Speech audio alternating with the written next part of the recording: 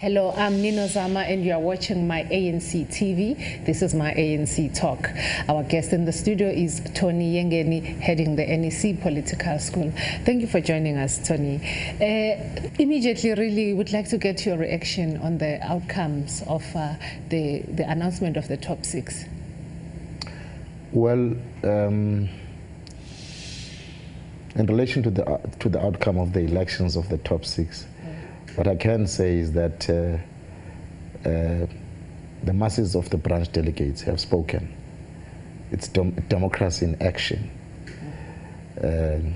It's a free democratic expression of the views and opinions of branch delegates from all over the country.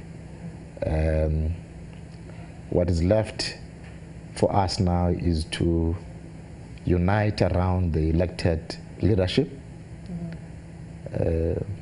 Whether you supported them or not,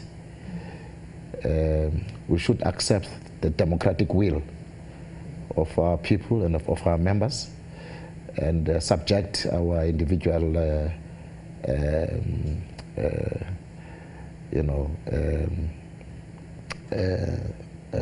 interests to the will of the majority. Okay, now let's move to the contribution of your teammates to the Commission on Strategy and Tactics. What were some of the issues that came out of there? Well, we have agreed that we shall not rewrite our strategy and tactics document that was adopted in the last conference in Polokwane. We shall retain it as it is. Are those the resolutions that were taken? Yeah. But what we did was to write a preface to the strategy and tactics document, sort of an introduction that sets out some of the challenges that we face at this point in time, and the opportunities that are there for us as a country and as a movement.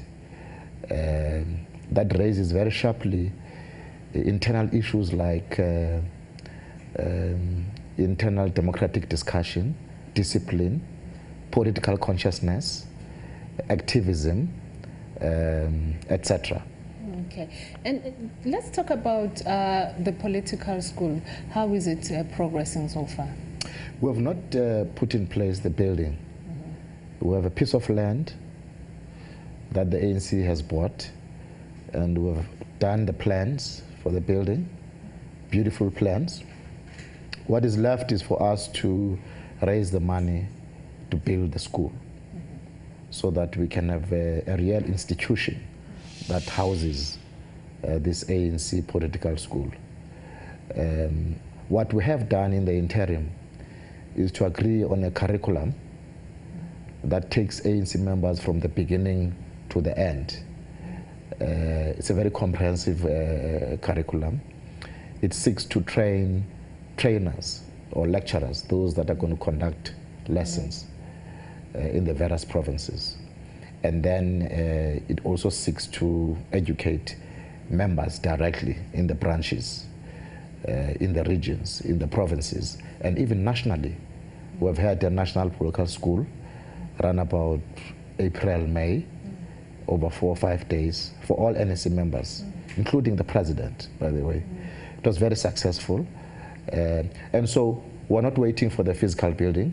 We are continuing with political education at all levels of the ANC.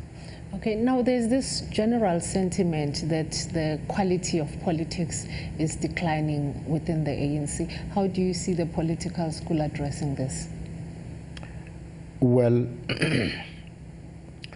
the behavior of members, to a large extent, will be determined by the level of their political consciousness. If you understand the objective of the ANC, then you'll understand the nature of how you must behave as a person, so that you don't behave in a manner that is going to weaken or divert the attention from achieving those objectives. So you behave, it's a conscious thing.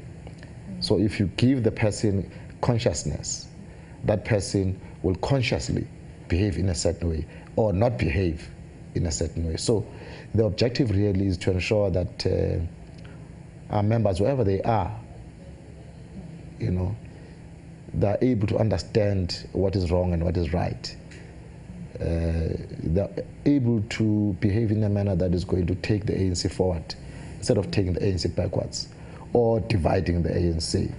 And today, you see members behaving in various ways, which are shocking, and you wonder what is happening. You know, so the school has a role to play. I'm not saying at all that it's a panacea for all ills in the ANC. No, it's not going to correct everything, but it has a very important contribution in building members' political consciousness. Okay, thank you so much for joining us in the studio. Thanks a lot. Thank you for your time. Thank you for joining us for another edition of My ANC Talk, real news without the issues.